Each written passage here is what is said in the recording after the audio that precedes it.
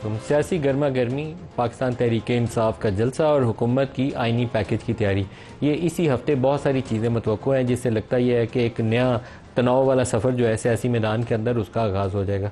Programme का start Ali mean Gandapur की तकरीर से करेंगे और मैं प्रोग्राम के आगाज़ में कुछ जुमले अली मीन गंडापुर को बराह रास्त कहना चाहता हूँ।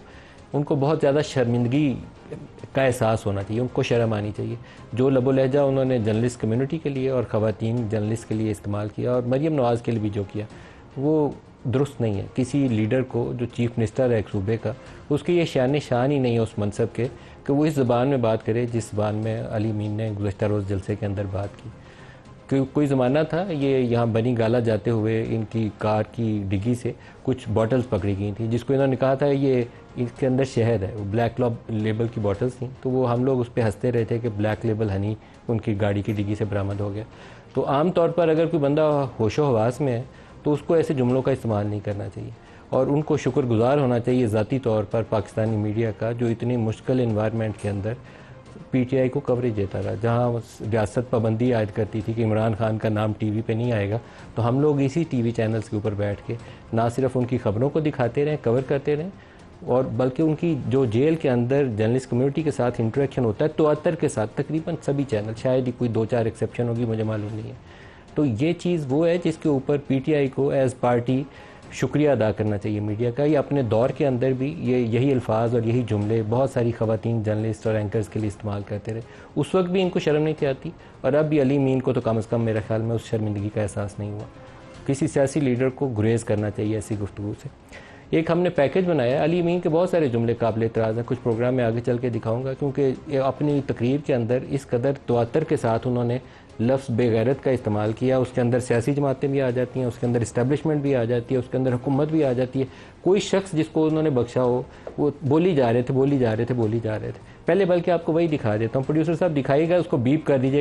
लेकिन ये अली मीन को शायद मेरे ख्याल में कुछ गौर करना चाहिए अपनी गुफ्तगू के ऊपर। ये अंदाज़े गुफ्तगू किसी लीडर का बहरहाल नहीं है। दिखाइए। किसी का बाप भी पख्तूनख्वा में किसी की तरफ आंख उठा के नहीं दे सकता। ये गुलाम अमेरिका के गुलाम है। एनआरओ देने वालों, तुम हार चुके हो, तुम हो रहे हो। और सुन लो, ये जो एनओसी देकर कंटेनरों से रास्ते रोके हैं, ये सारे हार गए। पूरी कौम मूसा बन के तुम फिरौन का मुकाबला करेगी। इमरान खान अपने दौर के अंदर दो कमाल के उनके फैसले थे, पंजाब के अंदर बुज़दार का और केपी के अंदर महमूद खान का।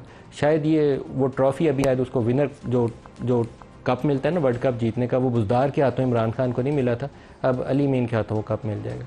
एक हमने पैकेज बनाया है जिसमें एक तरफ अली मीन बोल रहे हैं और दूसरी तरफ नून लीग वाले उसका जवाब दे रहे हैं, वो भी दिखा दें। अगला जलसा लाहौर में होगा, तुम आओ तो लाहौर, तुम्हारा इंतजार करेंगे और देखते हैं कि अटक का पुल तुम कैसे टापते हो। मरियम, मैं आ रहा हूँ। अगर मीनारे पाकिस्तान में इजाजत होगी तो ठीक है, वरना हमारे पठानों का असूल है, हम ढोल भी लेके आते हैं, बारात भी लेके आते हैं। इसकी वालदा साहिबा को इसको मना करना चाहिए था। इसकी बीवी को ये कहना चाहिए था कि हम शर्मिंदा होते हैं तुम्हारी जुबान से। इसकी बहनों को ये कहना चाहिए था कि तुम्हारी वजह से हमारे सर झुक जाते हैं जो जुबान तुम इस्तेमाल करते हो औरतों के बारे में। 1 से 2 हफ्ते में कानूनी तौर पर इमरान खान रिहा ना हुआ तो खुदा की कसम हम इमरान खान को भी खुद रिहा करेंगे। क्या पिद्दी और क्या पिद्दी का शोरबा। मैं 20 दिन देती हूँ कराए रहा। मैं आपको लीड करूंगा, पहली गोली मैं खाऊंगा। इनका इलाज डंडा है, गोलियां गैरतमंद खाते हैं, आप जरूरतमंद हैं। बैंडेज छोड़ो, पगला मत लेना।